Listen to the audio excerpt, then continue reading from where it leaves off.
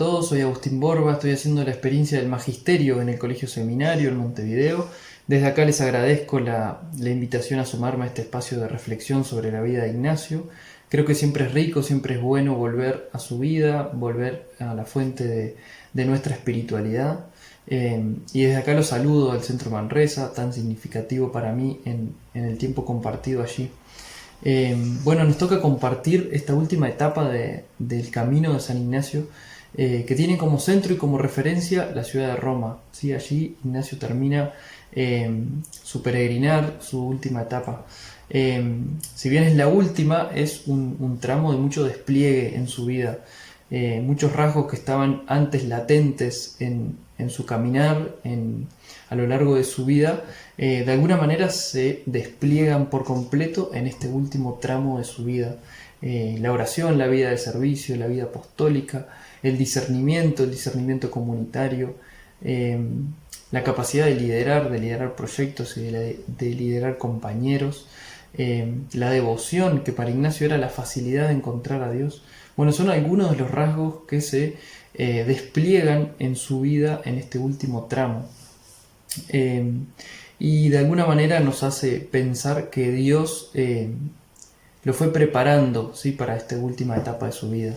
Lo que era una emoción en Manresa, lo que era un deseo en su etapa de convalecencia, ahora es parte de los pilares de una nueva espiritualidad que emerge con fuerza, que es capaz de transformar a otros, que resulta esperanzadora y resulta fresca, ¿sí?, para la vida cristiana del momento. Y también para nosotros hoy resulta ser una espiritualidad que nos llena de esperanza, de vida, que nos ayuda a integrarnos, a conocernos y a conectarnos mejor con Dios.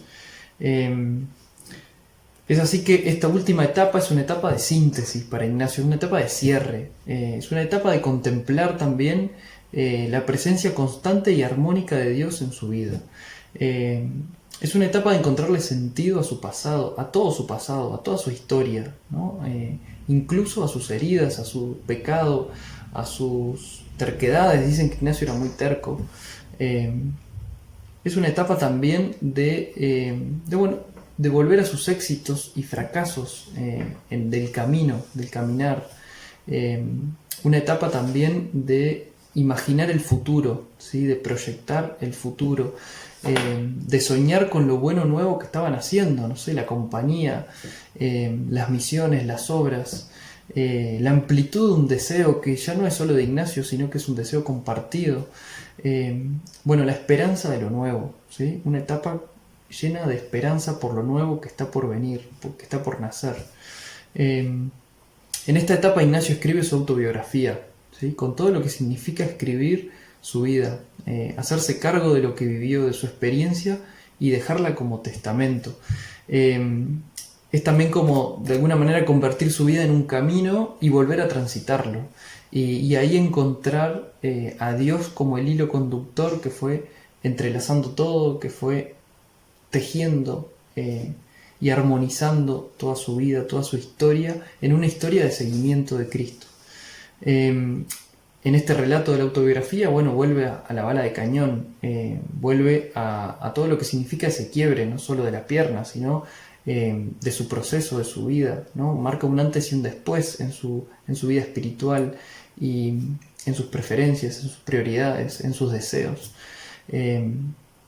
Vuelve a aquellos primeros deseos, movimientos de espíritus, propósitos, sueños que tuvo en ese tiempo.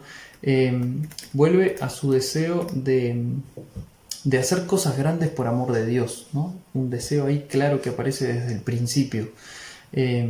Vuelve también en este relato a Manresa, ¿no?, y a esa experiencia de intimidad profunda con Dios, de interioridad, de oración, de reconciliación, ¿no?, de misericordia, de peregrinación. Toda una experiencia interior muy profunda, ¿no?, que de alguna manera Oscar nos contaba en su videíto. La siguiente etapa marcada un poco por la centralidad de la experiencia de la amistad, ¿no? Y su deseo de construir vínculos profundos, y en esos vínculos profundos construir sueños compartidos.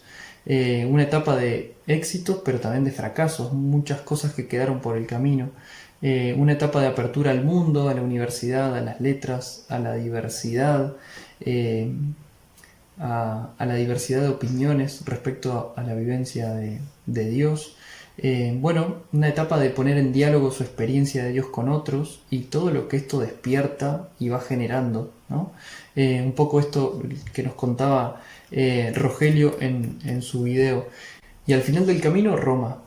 Roma que le da otra perspectiva, Roma que significa otro lugar desde donde él puede mirar su historia, y la historia termina siendo un lugar desde donde Ignacio mira su mundo interior, pero también el mundo entero, y se despliega hacia él y entusiasma a otros, y un lugar desde donde contempla a Dios como parte también de este mundo, ¿sí? No alejado del mundo, sino encarnado en él y necesitándolo a Ignacio en el mismo mundo. Es también en Roma donde surge la pregunta por su futuro como compañeros, en tanto enviados a una misión para la Iglesia, ¿sí? En Roma el Papa los envía a diversos apostolados luego del fracaso que tienen en Jerusalén, ¿sí? Allí no se pueden quedar, entonces el Papa los envía a diversos apostolados en Roma. Se abre así un tiempo para ellos de una vida apostólica muy fuerte, muy activa, ¿sí? De estar muy cerca de los más vulnerables, de los más pobres, de los enfermos, un tiempo fuerte de predicar, de catequizar, también de vivir en comunidad. Pero junto con esto aparece la tensión o la intuición de que la misión les iba a exigir dispersión, y en medio de eso la pregunta por el futuro de ellos, por la identidad de lo que son, por el sentido de su unión y de su vida en comunidad. Entonces acá Ignacio lo vive un poco con preocupación a esto, porque encuentran en ellos también el deseo de mantener una unidad, una unión en esa dispersión. Es en Roma también donde surge la pregunta por su futuro, como compañeros de una misión, en tanto enviados a una misión para la Iglesia, ¿sí? En Roma el Papa los destina a diversos apostolados, luego del fracaso que tienen en Jerusalén. Y bueno, y se abre un tiempo de vida apostólica muy activa, ¿no? De estar cerca de los más pobres, de los más vulnerables, de los enfermos, de catequizar, de predicar, de vivir también en comunidad. Pero al mismo tiempo aparece la intuición de que esta misión les va a exigir dispersión. Y frente a esta posibilidad se instala entre ellos la inquietud por el sentido de lo que hacen, la inquietud por la identidad de lo que son, la inquietud por el sentido de su vida en comunidad. Y desde ahí la pregunta por el futuro, bueno, ¿qué vamos a hacer? ¿Qué vamos a construir?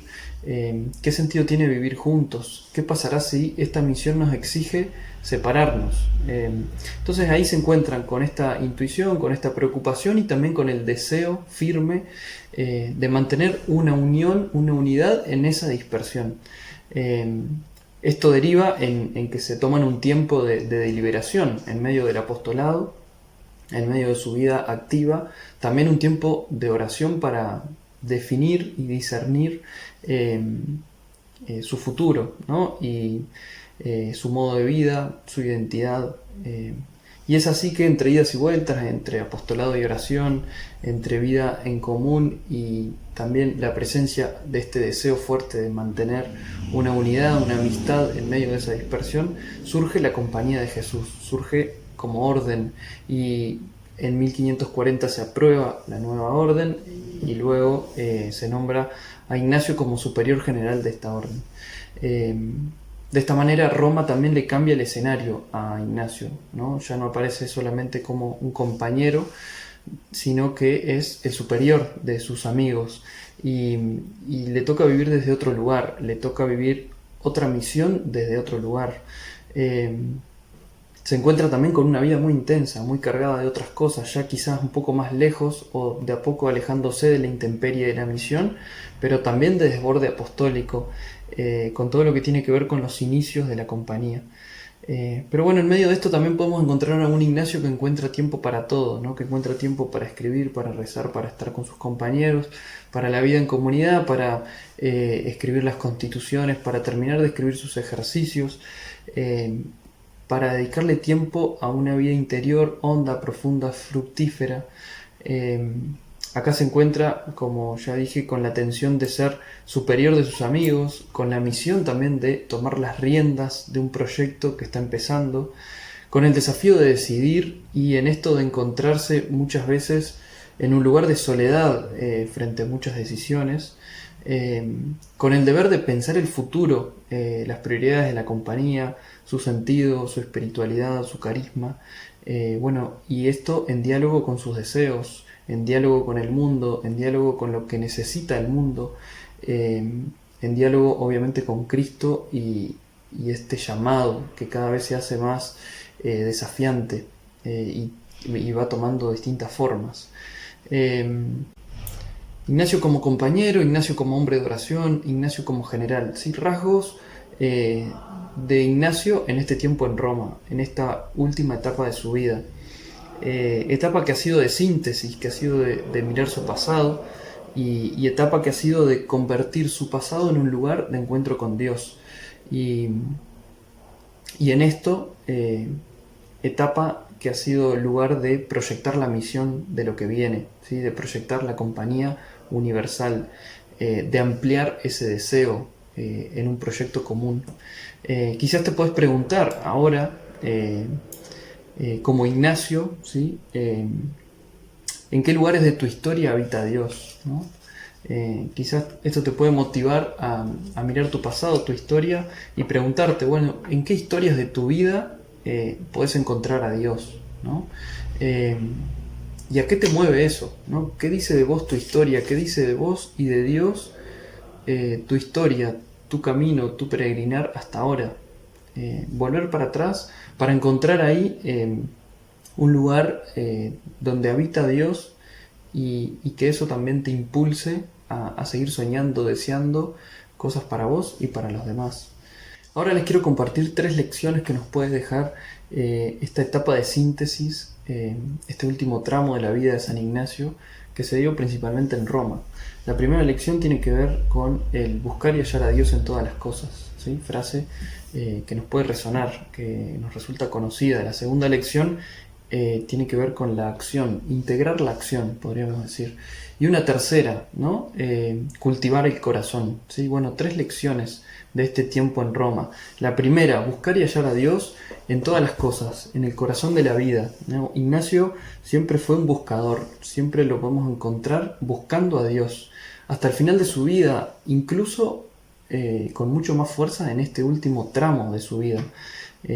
Esto nos enseña que ante todo podemos encontrar a Dios en nuestra vida, no al margen de nuestra vida, ni tampoco en un lugar privado de nuestra vida, al que accedemos algunas veces cuando queremos. Nos enseña que Dios es real y que es real en lo real de nuestra realidad, podríamos decir, ¿no? Con todo lo que tiene en nuestra realidad. Ignacio hizo experiencia de Dios en la diversidad de las situaciones que vivió, en la quietud y en el movimiento, en el silencio y en la conversación, en la oración y en el estudio, en los momentos de soledad y en los momentos de sentirse acompañado, en el éxito y en el fracaso, podríamos decir. Ignacio encontró a Dios en todo ese peregrinar de situaciones por las que atravesó. Entonces con esto nos recuerda que podemos encontrar a Dios en nuestra vida, pero también lo tenemos que buscar, y buscar quiere decir tener ganas de encontrarlo, quiere decir tener un deseo de encontrarlo y de compartir la vida con Dios.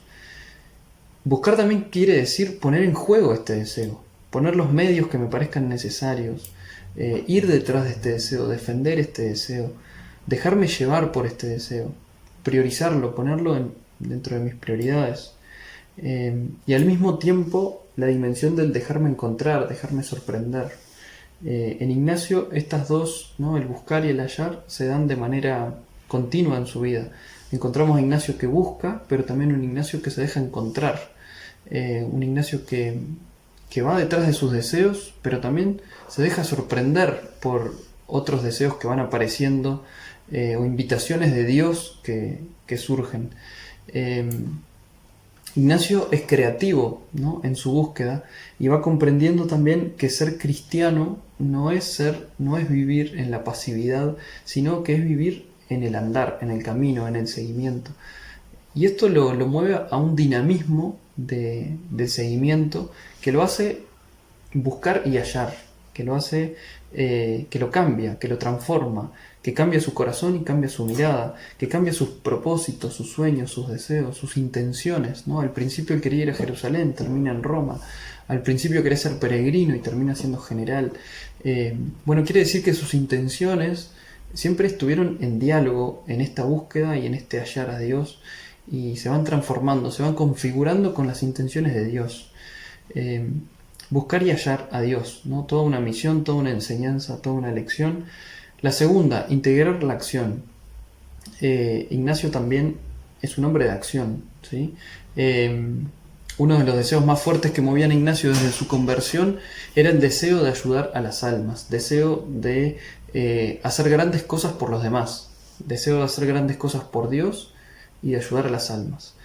Bueno, esto le generó muchas tensiones, principalmente la tensión entre la oración y la acción. Tensión que él quizá la logra integrar en el ser contemplativo en la acción, pero no para evitar esa tensión, sino para integrarla, para vivirla desde otro lugar. Es bueno sentir esta tensión entre la oración y la acción. Quiere decir que nos importan ambas dimensiones de nuestra vida, quiere decir que estamos en camino, y quiere decir también que hay un camino de integración. Al final de su vida, en esta última etapa, Ignacio encuentra esa integración, encuentra esa síntesis, encuentra a Dios en la acción y en la oración. Encuentra que la oración le da sentido a su acción y la acción le da sentido a su oración. Y ambas dimensiones se ven como transformadas en él, ¿no? La mística de la acción en Ignacio tiene sentido solamente si está acompañada por la oración. La oración le da sentido a esa acción. Y esa acción consiste en mirar el mundo con una mirada de optimismo, de esperanza, de compromiso, escuchando la voz de Dios en los más débiles, en los más vulnerables, trabajando como si Jesús lo hubiese hecho, orientando todas las capacidades, todos los talentos a ese fin, y tratando como de incidir profundamente en esa humanidad para que esa humanidad se transforme. Bueno, todo este proyecto, todo este plan nace del deseo, nace de la oración. Entonces también ahí la espiritualidad ignaciana para nosotros tiene que ver con el poder de integrar en una mirada el conjunto de todas las realidades de la existencia humana. La espiritualidad ignaciana integra, ¿no?, lo espiritual y lo material, lo humano y lo divino. Integra el mundo de la vida y Dios en medio de ese mundo. Finalmente es una espiritualidad que no divide, que no fragmenta, sino que integra, y que integra a Dios en nuestra acción, que integra la oración y la acción. Y esto fundamentalmente se ve en Ignacio, en el Ignacio de este tiempo, de este último tramo. Entonces, bueno, buscar y hallar a Dios, integrar la acción y finalmente cultivar el corazón, ¿no? Quizás puede ser medio difícil hablar de la pasión del corazón de Ignacio en esta última etapa en la que, bueno, lo encontramos en Roma, en su despacho de general, con una vida más alejada quizás de la intemperie, de la misión. Sin embargo, bueno, esa pasión, ese fuego, ese ardor, ¿sí?, por el Evangelio, por Jesús, por la misión, sigue estando presente, y podemos imaginarnos también que él lo sigue cultivando. Al final de su autobiografía, hablando un poco de su tiempo presente, Ignacio dice lo siguiente. Dice: siempre había crecido en devoción, es decir, en facilidad de hallar a Dios, y ahora más que nunca en toda su vida, y siempre y a cualquier hora que quería hallar a Dios, lo hallaba, ¿no? Como que crece su sensibilidad por encontrarse con Dios en cualquier momento, en cualquier situación. Esto habla de alguna manera de un corazón que nunca se apagó, que nunca dejó de buscar, que siempre fue aprendiendo, creciendo, caminando, avanzando. Ahora quizás una peregrinación más interior, de un corazón que siempre estuvo en llamas, digamos, ¿no? Eh, y principalmente yo creo que nos habla del sentido de la vida cristiana para nosotros hoy, ¿no? Finalmente creo que la vida del que sigue a Jesús está lejos como de ser una teoría o de ser una moral o de ser una organización. Eh, la vida del cristiano es una pasión que brota del corazón, es una pasión que orienta el corazón y es una pasión que transforma el corazón. Eh, bueno, de esta manera también terminan sus ejercicios espirituales, ¿no? El libro de los ejercicios espirituales termina con la contemplación para alcanzar amor, con una mirada al mundo y a toda la creación desde la pasión que brota del corazón. Solo así tiene sentido todo lo demás. Si nos falta este ardor, este amor, bueno, se reseca lo otro, se reseca la acción, se pierde el sabor, se pierde esa cuota de locura, de deseo, que impulsa, que motiva, que seduce. Eh, Aquel peregrino era loco por Jesucristo, dice alguien en Montserrat después de un tiempo de que Ignacio pasara por allí. Eh, Aquel peregrino era loco por Jesús, ¿no? Hay una sana locura en esto que de alguna manera marca el camino de lo que significa realmente una vida cristiana para nosotros. Bueno, tres lecciones que nos deja este último tramo, esta última etapa del camino de Ignacio que termina en Roma, pero que genera el nacimiento de algo nuevo, de una nueva espiritualidad, de una nueva manera de leer la vida con Dios y de encontrar a Dios en el mundo. Bueno, les agradezco de nuevo la invitación a sumarme a este espacio y espero que les haya sido de agrado, de fruto y que los ayude a rezar. Eh, Les agradezco, les mando un saludo, muchas gracias.